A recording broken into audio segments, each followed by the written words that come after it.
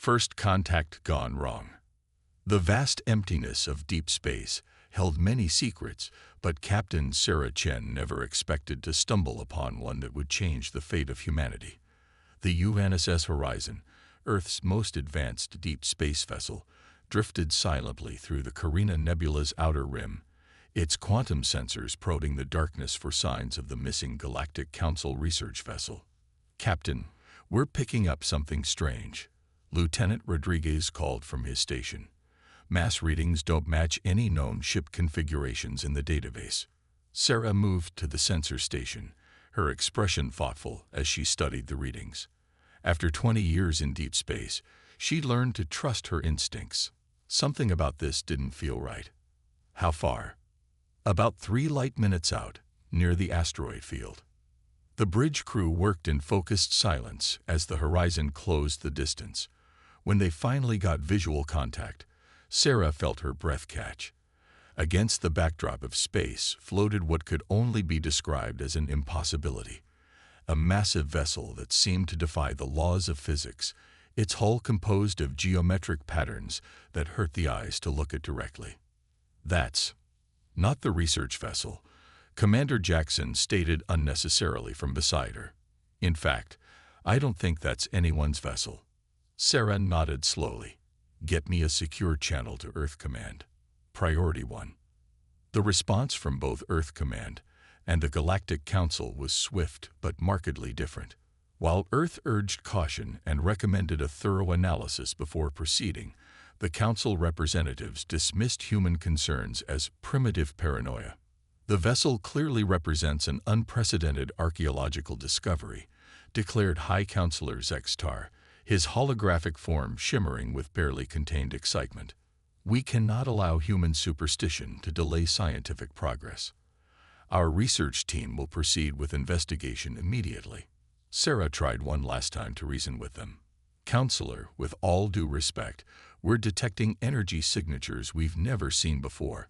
The ship's configuration suggests technology far beyond our current understanding. Standard protocols for unknown." "Captain Chen," Zextar cut her off, mandibles clicking in irritation.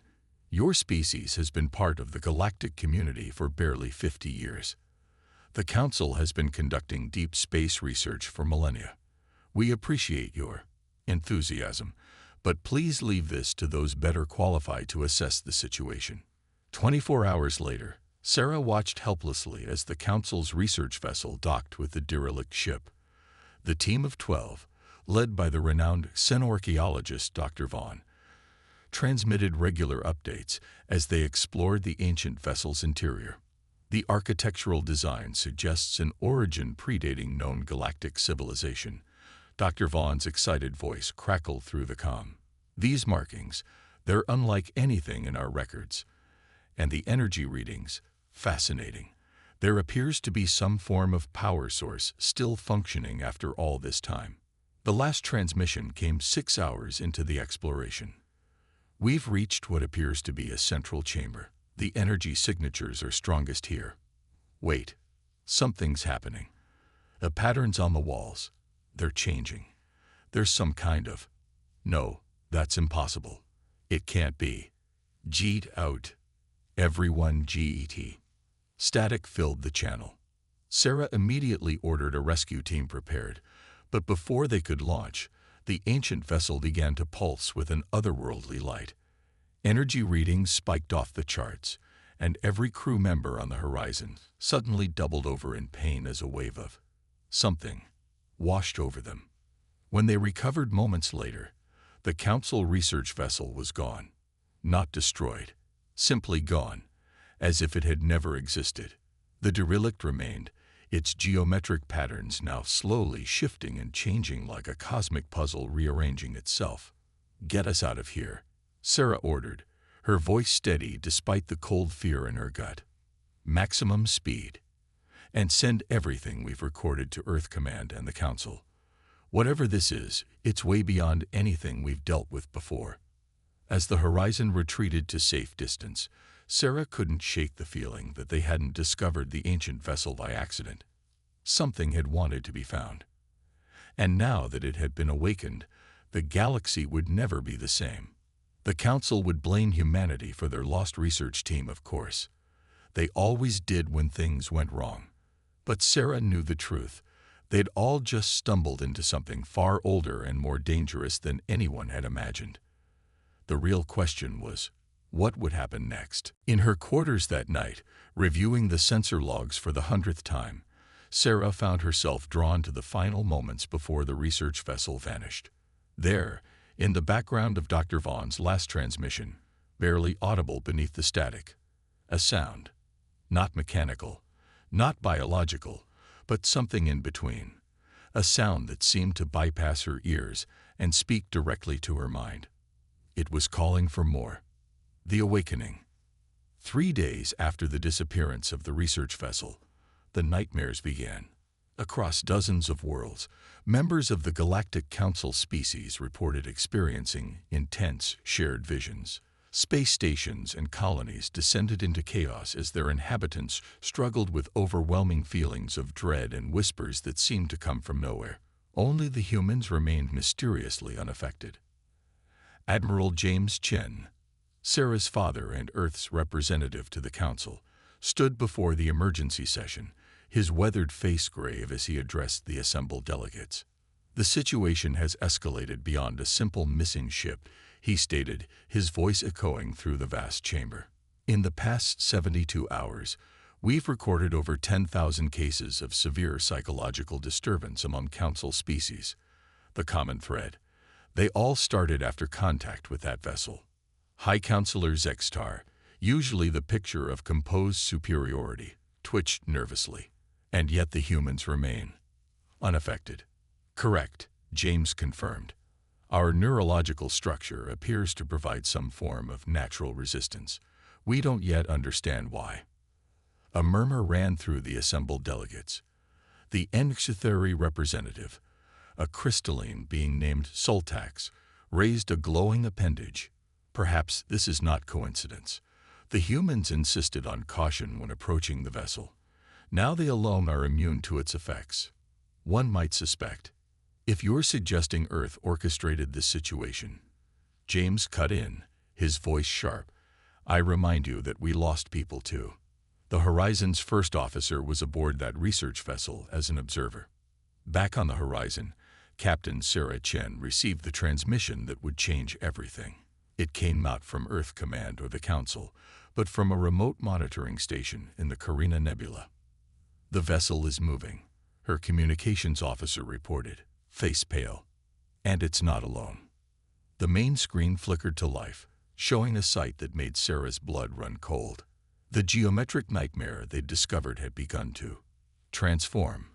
Pieces of its impossible architecture were shifting, extending, like a massive puzzle box solving itself. But worse were the shadows that now surrounded it. Shapes that shouldn't exist in normal space, moving in ways that defied physics. "Send this to command immediately," Sarah ordered. "And get me readings on." A scream cut through the bridge. Lieutenant Rodriguez clutched his head, eyes wide with terror. All around the bridge, non-human crew members began to convulse. The ship's Zorvan navigator collapsed, mandibles clicking rapidly as she muttered in her native tongue. "Medical team to the bridge," Sarah shouted, rushing to help her fallen crew.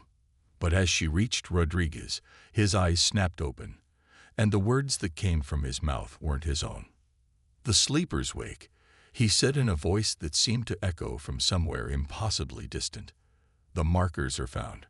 The harvest begins anew." Throughout the ship, every screen and holographic display suddenly activated, showing the same image. The geometric vessel, now fully transformed into something that resembled a city-sized crystalline flower. As they watched in horror, it began to pulse with a light that seemed to drain the color from reality itself. "Captain," her science officer called out, voice shaking, "we're detecting similar energy signatures everywhere. Hundreds of them, maybe thousands, all activating simultaneously throughout the galaxy." Sarah felt a chill run down her spine as understanding dawned. The vessel they'd found wasn't just a ship, it was a key. a key that had just unlocked something that had been sleeping in the dark spaces between stars for untold eons. In the council chambers, the emergency session descended into chaos as delegates began succumbing to the same affliction affecting their species across the galaxy. James watched in helpless horror as ancient rivals and steadfast allies alike fell to their knees, their minds overwhelmed by something beyond human comprehension. But through the chaos, a pattern emerged. In the babbled words and broken screams of the affected, certain phrases kept recurring. The sleepers, the harvest, and most troublingly, the Maker's return. Back on the horizon, Sarah made a decision that would alter the course of human history. As her non-human crew members were evacuated to Medical Bay, she ordered all logs and data transmitted to every human vessel and colony in range. Set course for Earth, she commanded. Maximum speed. And send this message to all human commands. The enemy isn't just coming. They were here all along, waiting to be awakened. Prepare for war. As the Horizon's engines roared to life, Sarah couldn't help but wonder if humanity's resilience to the psychic assault was truly random, or if perhaps there was something in their nature, something in their very DNA, that made them different, something that might just make them humanity's last hope against whatever ancient horror they'd unwittingly awakened. The geometric vessel hung in space behind them, its crystalline form now pulsing with a rhythm that seemed almost like a heartbeat, and in the darkness between stars, other shapes began to move, awakening from an age-long slumber, drawn to a signal that had waited millions of years to be heard. Humanity's stand. The next 48 hours saw the complete collapse of galactic civilization as it had existed for millennia. The Galactic Council, pride of 1,000 species, had become a tomb of babbling dignitaries trapped in shared nightmares. Only the human representatives remained functional, working desperately to coordinate some kind of response. Dr. Elena Santos stood in her lab aboard the Earth Defense Station Olympus, surrounded by holographic displays showing the spread of what they now called the awakening. As Earth's leading xenoneurologist, she had been tasked with understanding why humans alone seemed immune to the psychic assault. "Show me the comparative brain scans again," she commanded. The AI obliged, projecting a series of neural maps, human alongside various council species. Elena's eyes narrowed as she spotted something she'd missed before. Computer, enhanced section 47B of the human limbic system. What she saw made her breath catch. Get me Admiral Chen. Now, in the Sol system, humanity's combined fleet had assembled in numbers not seen since the First Contact War. 5,000 ships, from mighty dreadnoughts to nimble corvettes, formed a defensive sphere around Earth. Admiral James Chen stood on the bridge of the flagship Thermopylae, watching as more vessels arrived through hyperspace. "Dr. Santos," he acknowledged as her hologram appeared. "Please tell me you have something." "We're not random survivors, Admiral," Elena said, her eyes bright with discovery. "We were engineered." Before she could elaborate, alarms blared across the fleet. Out in the Kuiper Belt, space itself seemed to tear open. The geometric vessels, hundreds of them now, emerged from what looked like wombs in reality. But they weren't alone. Behind them came something else. Massive organic mechanical forms that defied description, like cities had mated with leviathans. "All ships, battle stations," James ordered, his voice steady despite the fear gripping every human who witnessed the arrival. "Doctor, make your report quick." Elena's words tumbled out rapidly. "Our brains show signs of prehistoric genetic manipulation. Whoever did this encoded resistance to specific frequencies of psychic energy into our DNA. Admiral, I don't think we survived by accident. I think we were created as weapons." On the horizon, now integrated into Earth's defense fleet, Sarah Chen processed this revelation as she watched the enemy approach. "We were made to fight them," she whispered. "But who made us? And why wait millions of years?" The answer came in the form of an attack. The geometric vessels released a wave of energy that rippled across space, the same type that had incapacitated the Council species. But this time, something different happened. As the wave hit the human fleet, crews reported not disability, but clarity. Enhanced perception. As if something long dormant in their minds had finally awakened. "All ships, report status," James commanded. "Sir," his tactical officer called out, voice filled with wonder. "We're understanding their communications. The wave, it activated something in us. We can see patterns in their movements, predict their tactics." The enemy seemed to realize this too. The geometric vessels suddenly shifted formation, their crystalline forms blazing with deadly energy. Behind them, the massive organic mechanical entities began to move with purpose. "They're afraid," Sarah realized, the knowledge somehow clear in her mind. "They recognize what we are. All ships, prepare to engage." The battle of soul had begun. Human vessels moved with unprecedented coordination, crews operating with enhanced awareness that bordered on precognition. For the first time, the ancient enemy faced opponents who could anticipate their impossible movements, who could understand their otherworldly tactics. But victory was far from assured. Though humans could now comprehend their enemy, they were still vastly outgunned. Ships vanished in crystalline fire. Crews died screaming as reality itself was weaponized against them. The defensive sphere contracted as vessels were destroyed, yet still they held. In her lab, Alina made another discovery. The activation wasn't just defensive, she reported to both Chen commanders. "Our ancestors built in attack protocols. If we can synchronize the fleet's quantum fields in a specific pattern." "Do it," James ordered. "All ships, prepare for synchronized quantum pulse on my mark." Sarah felt it first. A resonance building through the fleet, ship quantum cores humming in harmony. Human minds linked at a level beyond consciousness, becoming something greater. Understanding flooded through the connected fleet. They weren't just fighting for survival, they were completing a mission millions of years in the making. "Now," James commanded. 5,000 human vessels released their synchronized pulse. The quantum resonance rippled through space, and for a moment, reality itself seemed to hold its breath. The geometric vessels froze, their impossible patterns disrupted. The massive entities behind them writhed in apparent agony. But the victory was incomplete.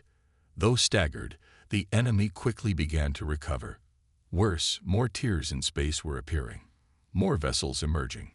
"We've hurt them," Sarah reported, "but it's not enough. We need something more." Alina's hologram flickered as she worked frantically. "There's more in our coding. Deeper patterns we haven't accessed.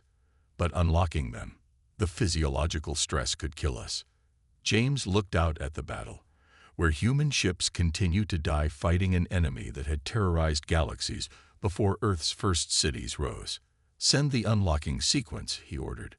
"All ships, prepare for maximum neural synchronization. Whatever happens next, remember this: we are humanity's stand. We are the fire in the night. We are the guardians our makers created us to be." The second wave of activation began to build, and with it came understanding of exactly what price victory would demand. The hidden truth. As the second wave of activation coursed through the human fleet, memories that weren't their own flooded through their minds. Not personal memories, but genetic ones, encoded in their DNA millions of years ago by beings who called themselves the predecessors. Dr. Elena Santos, her consciousness now linked with thousands of others, pieced together the story. They were the first civilization. She broadcast across the fleet's shared consciousness. They achieved what we would call godhood, but they made a terrible mistake. On the Thermopyla's bridge, Admiral James Chen watched through enhanced senses as the geometric vessels regrouped. The memories flowing through him showed him what they truly were: reality engines, built to reshape space itself. "They tried to breach dimensional barriers," he said, understanding flooding him. "They wanted to explore realities beyond our own. But they found something waiting," Sarah added from the horizon, her voice tight with the shared ancestral horror. "Something that had been watching our universe since its birth." something that saw all of reality as nothing more than food. The massive organic mechanical entities behind the geometric vessels were finally revealed for what they were. Mere appendages of beings that existed primarily in dimensions humanity couldn't perceive. The Devourers, the predecessors had named them. Ancient beyond comprehension, patient beyond measure, hungry beyond satiation. The predecessors couldn't defeat them. Elena continued, her hologram flickering as more ships joined the neural network. The Devourers were too alien, too incomprehensible. Direct combat was impossible. So they created us. The revelation hit the linked human consciousness like a thunderbolt. Humanity hadn't evolved by chance. They had been engineered, seeded across a dying galaxy as the predecessor's final act. Built not to fight the Devourers directly, but to be something else entirely, a key. We're not weapons, Sarah realized, the truth burning in her enhanced mind. We're a lock. More tiers in reality appeared, disgorging additional geometric vessels. The human fleet's formation held, but losses were mounting. The shared consciousness let them feel every death, every sacrifice, as their brothers and sisters fell in battle. The predecessors knew they couldn't destroy the Devourers, Elena explained, her voice heavy with the weight of ancient knowledge. So they created a prison instead. A dimensional lock powered by consciousness itself, but it needed monitoring, maintenance. Guardians, James finished. They made us to be guardians. The resistance to psychic attack, the ability to perceive the geometric patterns, it wasn't for fighting. It was so we could maintain the lock without being driven mad by what we were containing. The next revelation came with devastating clarity. The prison was failing, had been failing for millennia. The Devourers were breaking free, and the geometric vessels were the keys they had created to unlock their prison fully. The coincidence of humanity discovering the first vessel hadn't been coincidence at all. It had been a test to see if the Guardians still functioned. There's a way to rebuild the prison, Elena said, her mind racing through genetic memories. The predecessors left us everything we need. Our enhanced consciousness, linked together like this, we can rewrite the dimensional barriers. But she didn't need to finish. They all understood through the link. Rewriting reality itself required power, consciousness, life force. The predecessors had sacrificed themselves to create the prison the first time. To rebuild it. How many? James asked quietly. With our current numbers and technology, at least 60% of the linked consciousness would need to burn out completely. Permanent neural death. And the ones who survive, they'll never be the same. Silence fell across the neural network as the implications sank in. 60% of their forces, hundreds of thousands of lives, minds burnt out to nothing. And the survivors permanently altered, touched by forces humans were never meant to comprehend. We don't have a choice, Sarah said finally. If the Devourers break free completely, they'll consume everything. Not just our galaxy, all galaxies, all realities. We are the Guardians. This is what we were made for. A new kind of silence fell over the fleet, not the silence of despair, but of determination, of acceptance. Through the neural link, volunteers began stepping forward. Parents, children, siblings, all offering themselves to save not just humanity, but all of existence. Begin the sequence, James ordered, his own mind already committed to the sacrifice. Elena, guide us through it. Let's finish what our makers started. The human fleet began to move into its final formation, even as the geometric vessels pressed their attack. Ships exploded in crystalline fire, crews died screaming. But still they held. Still they moved according to patterns encoded in their very DNA. As the ritual of reality's rewriting began, Elena made one final discovery in the genetic memories. The predecessors' last message to their creations. A message of pride, of hope, and of warning. For the prison would need guardians for as long as reality existed. Humanity's true purpose had never been to rule the galaxy, or even to fight ancient horrors. It had been to watch, to guard, to sacrifice when needed, to be the fire that held back the night. The final sequence began to build, and with it, the price of victory became clear. Redemption.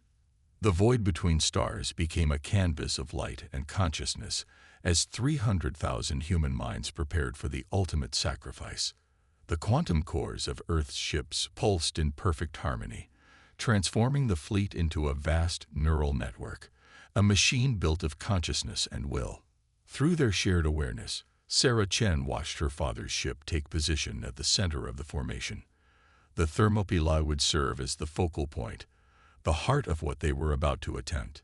Even now, seeing through enhanced senses, she could barely comprehend the patterns they were creating. Geometries that existed in dimensions beyond normal space. Neural synchronization at maximum. Elena's voice echoed through their shared consciousness. Beginning final sequence. Those who have volunteered, it's time. The enemy seemed to sense what was coming. The geometric vessels surged forward in desperate attack, their reality-warping weapons tearing apart human ships.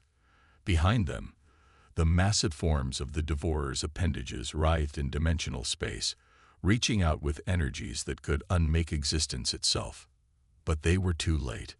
For Earth, James Chen whispered, for all life, begin. The sacrifice started with a single ship, its quantum core flaring as the consciousness of its crew burned out in a flash of dimensional energy. Then another, and another. Each death rippled through the neural network, each mind adding its energy to the vast pattern they were weaving into the fabric of reality itself. Sarah felt it all through the link. Every death, every sacrifice, every final thought of love and determination. Fathers thinking of their children, young officers giving their lives for a future they would never see, veterans making one final sacrifice for the cause of life itself. The Devourers recognized the pattern now. Their geometric vessels began to retreat, but the human fleet held them in place with weapons engineered into their very genes. This was humanity's true purpose, not just to fight, but to trap, to bind, to seal away horrors that could destroy all of existence. Pattern is stabilizing, Elena reported, her voice strained with the effort of guiding the vast working. Dimensional barriers beginning to reform. 50% of volunteer consciousness gone.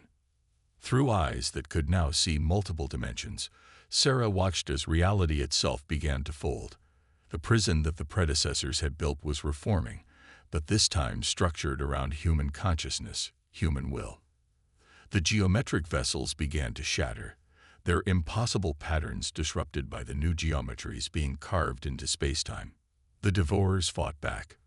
Waves of pure entropy washed over the fleet, dissolving matter and energy alike. Ships vanished into dimensional rifts, their crews' final screams echoing through the neural network. But still humanity held. 70% conversion. Elena's voice was barely a whisper now. The barriers are almost. Her voice cut off as her consciousness burned out, adding itself to the vast working. Sarah felt her father's mind touch hers one last time through the link. I love you, James sent. Remember what we were made to be. The Thermopylae flared like a new sun as James Chen and his entire crew sacrificed themselves to complete the pattern. Sarah screamed, both in grief and triumph, as reality reshaping itself around them. The Devourers, for the first time in their incomprehensible existence, knew fear. The appendages they had extended into normal space began to dissolve, drawn back through dimensional barriers that were now stronger than ever. The geometric vessels, their tools for escaping their prison, crumbled into quantum dust. When it was done, when the last echoes of the sacrifice faded from the neural network, only 40% of the human fleet remained. Those who survived would never be the same, their minds permanently altered by what they had experienced. But they had won. They had fulfilled their purpose. The Galactic Council species began to wake from their shared nightmare, their minds released from the Devourer's influence. They emerged to find a changed galaxy and a changed humanity. 1 month later, Sarah Chen stood before the reformed council, her consciousness still bearing the marks of what she had witnessed. The assembled delegates listened in stunned silence as she explained what humanity truly was and what they had sacrificed to save all of existence. "We are not conquerors," she concluded. "We are not rulers. We are guardians, created to watch the barriers between realities, to stand against horrors you were never meant to face. And we will continue to stand guard, no matter the cost." The council chambers erupted in debate, but Sarah barely heard them. Her enhanced senses were focused on the dimensional barriers, now stronger than ever, woven with the consciousness of those who had sacrificed themselves. She could feel them there. Her father, the Lina, hundreds of thousands of others, their very essence now part of the walls that kept reality safe. And in the deep places between stars, in the quantum fabric of space itself, the genetic memories left by the predecessors whispered one final truth. This was not the end. The devourers were contained, but not destroyed. They would try again, as they had before, as they would always do. And humanity would need to be ready, but they would not face it alone. The galaxy had witnessed their sacrifice, understood finally what humanity truly was. Not a young, upstart species, but the inheritors of the greatest civilization that had ever existed. The guardians of reality itself. Sarah smiled faintly as new ships arrived in Earth's orbit, vessels from a dozen council species, offering aid, offering alliance, offering to stand with humanity in their eternal vigil. The fire that held back the night would burn brighter now, fed by the unity of all species who chose to stand against the dark. The next generation of guardians would be stronger. They would be ready. And in the consciousness of every human child born from that day forward, encoded in DNA older than Earth itself, the message of the predecessors would continue to whisper. Watch, guard, sacrifice, for in your veins flows the blood of those who dared to chain gods.